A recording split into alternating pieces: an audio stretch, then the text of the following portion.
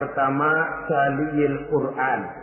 Orang yang gemar hobi membaca Al-Quranul Karim.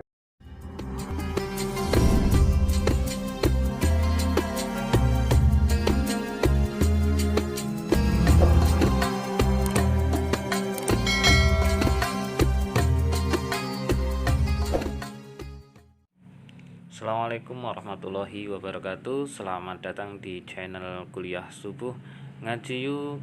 Baiklah kaum muslimin wal muslimat rahimakumullah, dimanapun anda berada. Pada kesempatan kali ini marilah kita bersama-sama mendengarkan ceramah dari seorang ulama yang terkenal, ulama yang fenomenal, yaitu almarhum Kiai Haji Zainuddin MZ. Mudah-mudahan dengan kita mendengarkan petuah-petuah ilmu-ilmu yang disampaikan oleh beliau menjadi berkah manfaatnya ilmu kita, dan mudah-mudahan beliau diterima di surganya Allah Subhanahu wa Ta'ala. Baiklah kaum muslimin wal muslimat rahimakumullah, marilah kita bersama-sama menyimak ceramah dari beliau Kiai Haji Zainuddin MZ. Oleh karenanya menjaga lidah ini memang berat. Sehingga dalam satu hadis lain Nabi bersabda, Al-jannatu mustaqatun ila arba'ati nafar. Surga rindu, surga kangen kepada 4 macam manusia. Ini model. Biasanya manusia yang kepengen benar masuk surga, ini malah surganya yang rindu, kangen benar kepengen dimasuki oleh 4 macam manusia. Siapa mereka? Pertama, Saliyil Quran. Orang yang gemar hobi membaca Al-Quranul Karim. Orang yang gemar membaca Al-Quran dirindukan oleh surga. Apa membaca sekedar membaca? Ya, membaca Quran kan beribadah, dari sebab membaca itu mengerti atau tidak mengerti artinya. Tapi jangan lupa, membaca adalah alat agar kita mengerti. Mengerti adalah sarana agar kita bisa mengamalkan dengan baik. Itu maksudnya. Baca Al-Quran agar kamu mengerti isinya. Kalau sudah kamu mengerti isinya, kamu bisa mengamalkannya dengan baik. Jadi sungguh pun yang dimaksud di sini adalah orang yang gemar membaca Al-Quran, tapi prosesnya setelah membaca orang mengerti. Sebab orang hanya bisa mengerti kalau dia sudah membaca. Kemudian apabila mengerti, dia terdorong untuk mengamalkan. Saliyil Quran bukan hanya orang yang sekedar gemar membaca Al-Quran, tapi juga yang membawa gaya hidup yang Qurani. Saudara-saudara kaum muslimin rahimakumullah, Saliyil Quran, orang yang gemar membaca Al-Quran dirindukan oleh surga. Yang kedua, wa mut'imil ji'an, orang yang memberi makan orang yang kelaparan. Nabi memberikan anjuran sangat.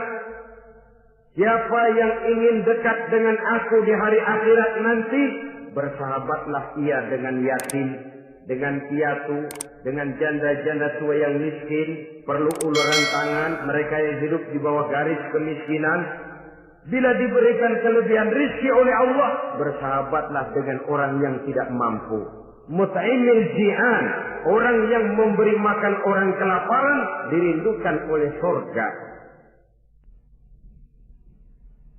Saudara-saudara kaum muslimin rahimakumullah, demikian besar perhatian Islam terhadap kepekaan sosial, terhadap kesetiakawanan sosial ini, sampai dalam ayat Al-Quran dijelaskan oleh Allah Subhanahu wa Ta'ala, أرأيت الذي يكذب بالدين فذلك الذي يدعو اليتيم ولا يحض على طعام المسكين. Tahukah kamu, kata Allah, siapa orang-orang yang mendustakan agama? Beragama tapi dianggap mendustakan agama. Kalau sudah dianggap mendustakan agama, artinya imannya dusta. Dia sholatnya dusta. Dia puasanya dusta. Siapa mereka itu? Fadzalikal ladzi yad'ul yatim. Mereka orang-orang yang meninggalkan, menyia-nyiakan anak-anak yatim. Wala yahuddu ala ta'amil miskin. dan tidak memerintahkan untuk memberi makan kepada orang-orang miskin. Kepada yatim, kejam, sadis, tidak punya kemanusiaan sama sekali. Maka mungkin kita yang rajin sholat, mungkin kita yang sudah 4-5 kali berhaji bisa saja terhalang masuk surga. Karena di sebelah rumah kita ada anak yatim piatu, merintih kelaparan, menggigil kedinginan. Kita tahu kita mampu dan kita diam saja tidak mau memberikan pertolongan. Itu yang mungkin bisa menghalangi kita untuk sampai ke surga. Oleh karenanya, salah satu jenis manusia yang dirindukan oleh surga, mut'imil ji'an, orang yang memberi makan orang yang kelaparan. Yang ketiga, orang yang dirindukan oleh surga, wasa'imina fi Ramadan, orang yang melaksanakan ibadah puasa di bulan suci Ramadan. Dan yang keempat, ini yang ada kaitannya dengan masalah kita, wa hafizil lisan. Salah satu manusia yang dirindukan oleh surga ialah orang yang pandai menjaga lidahnya. Artinya dia bisa menempatkan diri kapan waktunya bicara, kapan waktunya diam. Orang bilang memang kalau bicara itu perak, diam itu emas. Maksudnya diam lebih berharga daripada bicara. Tapi orang memang harus pandai menempatkan diri. Artinya tahu kapan waktunya bicara, kapan mestinya diam. Kalau waktu diam dia bicara, namanya dia tidak tahu diri. Kalau harus bicara dia diam, dia namanya juga tidak mau menyampaikan sesuatu yang seharusnya dia sampaikan. Sama saja ada orang bilang sedikit bicara banyak bekerja. Sebenarnya harus seimbang. Banyak bicara harus banyak bekerja. Biasanya kalau sedikit bicara banyak bekerja itu dua kemungkinan. Kalau nggak main catur, maling. Yang namanya maling, bicaranya sedikit. Maling buka jendela, lalu berbisik sama temennya. Sudah tidur. Ngomongnya segitu, selebihnya dia kerja serapi-rapinya. Sebaliknya, banyak bicara, sedikit kerja, bahkan nggak pernah kerja. Orang gila. Coba saja lihat orang gila, ngomong melulu. Kerjaannya nggak ada. Jadi oleh karena itu memang harus seimbang. Pendeknya kita harus tahu kapan mesti bicara, kapan mesti diam. Kalau menghadapi kebatilan kita diam, kata Nabi, as-sakitu 'alal batil syaitanun asraf. Orang yang diam menghadapi kebatilan, setan gagu. Masya Allah, saudara-saudara. Ada munkarat, ada maksiat, ada kebatilan, ada kezaliman. Dia diam tidak mau menyampaikan yang benar, itu setan gagu. Sehingga dikatakan qulil haqqa walau kana murran, sampaikan, katakan yang benar walaupun pahit. Dan memang menyampaikan kebenaran bukan main pahitnya. Bukan main getirnya, banyak resikonya. Tapi ini sesuatu yang harus kita sampaikan. Sebab kata Nabi tadi, orang yang diam menghadapi satu kebatilan sama saja dengan setan gagu. Orang yang pandai menjaga lidahnya dirindukan oleh surga.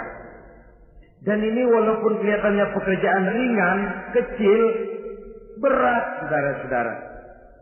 Bahkan diceritakan Nabi Ibrahim itu pernah nangis di hadapan Allah Subhanahu wa Ta'ala. Ketika ditegur, ditanya, kenapa kamu menangis Ibrahim? Saya ini seumur hidup pernah 3 kali berdusta, ya Allah. Bagaimana saya tidak bingung mempertanggungjawabkan ini di hadapanmu? Nabi Ibrahim seumur hidup 3 kali bohong, bingung, nangis. Kita sehari 16 kali bohong, nyengir aja. Nggak ada bingungnya, emang hobi. Kalau nggak bohong, puyeng palanya.